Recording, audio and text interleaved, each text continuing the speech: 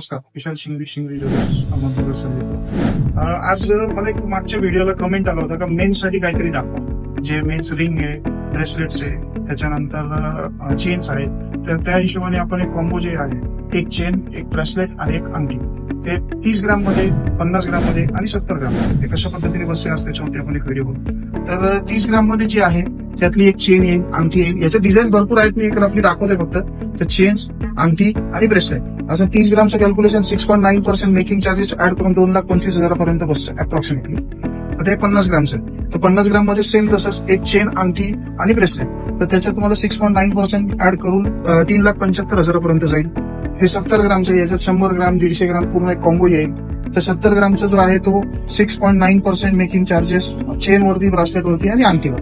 तर ती 5,32,588 म्हणजे 5,32,000 पर्यंत बसेल एक अंदाजे. तर त्या हिशोबाने आपण मेन साठी जे कॉम्बो देतोय तर त्याची व्हरायटी, याच्यात पंजाबी कडे वगैरे पण आहेत, तर ते सुद्धा एकदा पाहू. त्यात प्लेन फिनिशिंग मध्ये पण येईल, त्यात रोडियम आणि प्लेन फिनिशिंग हे असं दोन्ही ऍड केलेलं आहे. 6.9% मेकिंग चार्जेस, याला 14%, 15%, 18% अशी घेतोय आपण. फक्त 6.9% मेकिंग चार्जेस. विचार करा, HID आहे ते चेक करा.